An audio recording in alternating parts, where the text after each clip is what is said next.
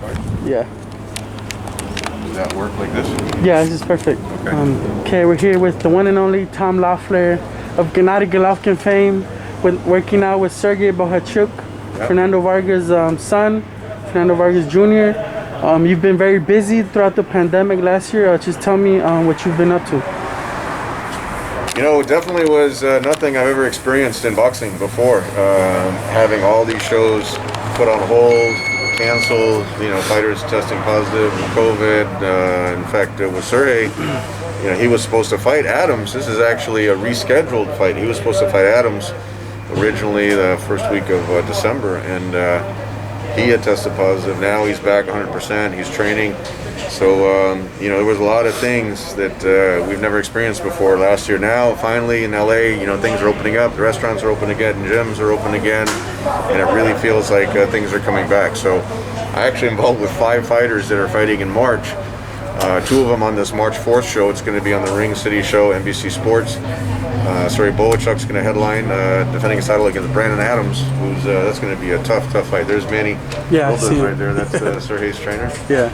And one of Serhii's main sparring partners is Fernando Vargas Jr. So Fernando Vargas and his sons are down here training. It's a great experience for a young fighter like Junior to spar world-class fighter. He was sparring with Castaño, who's fighting on the Golden Boy show coming up this Saturday. Bohachuk, who's top 10. He was sparring with Terrell Grishay, former Olympian. So, you know, for Junior to have the opportunity to fight on this show in Puerto Rico, especially with the history with his father and Felix Trinidad and everything, it's a great opportunity, great learning experience being here at Manny Robles' gym, getting all this the sparring in, and I think it'll be exciting to see that Braykus is going to be fighting March 13th on the great show with Chocotito and Estrada rematch. We were happy to do those Superfly shows on HBO with Chocotito, Estrada. Inoue was on one of their shows. Ioka. We had so many, Sister Cat. We had so many great super flyweights. So that's going to be great. Was to see the rematch with Jessica McCaskill and the rematch with Chocotito and Estrada. Mm-hmm. Then one of Abel's fighters is fighting in Florida, Rafael Simonian. You got to watch out for him. Watch out for Rafael Simonian. He's from Armenia, 9-0 with 8 knockouts. He's fighting, and then Brian Ceballo is supposed to be fighting. It's not officially announced yet, but he'll be fighting the end of April. The end of March as well. So it's exciting. March is a big month for all the fighters. It seems like you're having no trouble maneuvering your fighters, but little things do come up, like the positive COVID test for Serhii. Sure. How does that complicate things for a promoter, and how does that just make things? Well, we haven't been able to do our Hollywood shows, our Hollywood Fight Night shows, because of the pandemic, because we rely on a lot of the revenue comes from the ticket sales. So without a live audience, we can't do. That's kind of wiped out all the local shows to give the fighters a platform to build to build a resume. But you know, luckily I was able to. Cecilia's fighting on Eddie's show.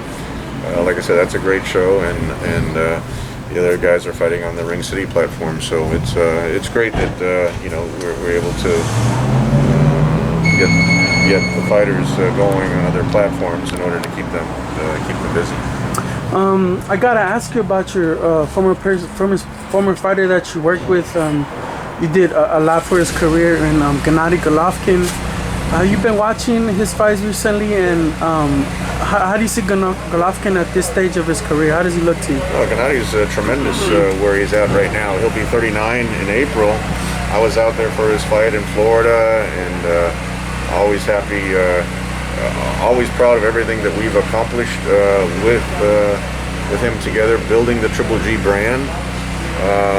But I think Gennady has a lot of fight left in him. I think we're going to see a lot more knockouts. He just broke the record for title defenses, 21 title defenses in the middleweight division. So I think 2021 could be a big year for Triple G. So we're excited to see him continuing to fight. And like I said, I think that you'll see he's one of those guys. You just saw Tom Brady win the Super Bowl at 43. Gennady's 38. So I really think there's a number of good years that Gennady has left in his career, especially his lifestyle, his discipline, his punching power that doesn't leave, and he's a world champion right now. So we're still a world champion, and I think we'll see a lot more title defenses. Do you still think that there's a high demand for the trilogy with Saul Canelo Alvarez? And if so, just reflecting back on the negotiations for the first two, how difficult were those to get those two fighters in the ring? It seemed very personal at that time and moment. Yeah, well, it wasn't difficult from the Triple G side because he always wanted to fight the best, and he considered Canelo at that time, one of the young guys coming up, and he wanted to fight Canelo. It definitely took a lot of negotiating to get those two fights put together. If you remember, the WBC actually, because Triple G was mandatory for so long, they ordered that fight with Triple G and Canelo after, first he was a mandatory. He was going to fight Sergio Martinez, and then Martinez lost to Cotto, and then he was going to fight Cotto, and then Cotto lost to Canelo, and so finally the WBC ordered that fight, and Canelo, for whatever reason, didn't feel he was ready at that time to fight Triple G. So then to get him back in the ring when he wasn't obligated to fight him, it took a lot of negotiating and a lot of hard work to put that fight together, and it was very successful. We had the third biggest gate in Las Vegas for boxing, and we broke 1 million pay-per-view buys. It was both of those events, Canelo Triple G1 and Canelo Triple G2, were extremely successful and very controversial. I personally think that Triple G won both fights, or for sure the first fight, maybe the second fight is a draw. So I think a lot of fans also feel that way, and I think there's still some unfinished business. That fight should have happened last year when they were both with DAZN. For whatever reason, Canelo decided he didn't want to fight Triple G last year. So we'll see. To answer your question, I think there's still a huge demand. That's still one of, Canelo is a global superstar. Triple G is a global superstar, transforming. They're both transcended boxing. So I think whenever you can get two fighters with two big fan bases in the ring like that, it becomes a huge event. And that's what we saw with the first two fights, and I think we'll see the same thing with the third fight. Speaking of those negotiations, throughout the process, was there ever a feeling that things couldn't get done because of the strained relationship between Canelo and Golden Boy at the time? Was there ever any sign of that, or did that ever get in the way at the time? Back then? During those negotiations? Not for the first and second fights. My understanding was, and I'm just on the outside looking in, but once they signed that deal with DAZN, that's when things started separating between Canelo and Golden Boy, because DAZN really wanted to make that fight with Triple G. Triple G wanted that fight, and like I said, for whatever reason, Canelo had his own plan not to fight Triple G, or to avoid the third fight, at least when it should have happened last year. So I didn't notice any issues between the two, but now, clearly because of all the legal issues, there's a big separation, and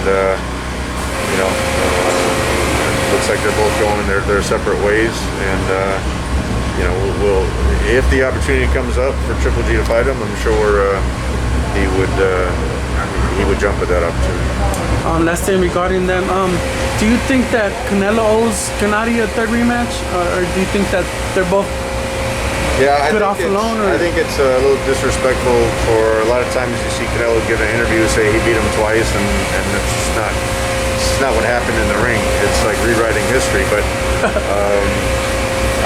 I think whenever you have, when you had, there was no question, they were both very competitive fights. When you had Marquez Pacquiao so many times, because they were both very competitive, until there's like a definitive winner, I think the fans are going to want to see it. I don't know if Canelo owes him the fight, but maybe the fans? owes the fans the fight. Yeah, the fans, the media, that want to see a third fight, and look, if there's any way that he can win convincingly, then okay, you can put it to bed. But you can't count out Triple G with where he's at right now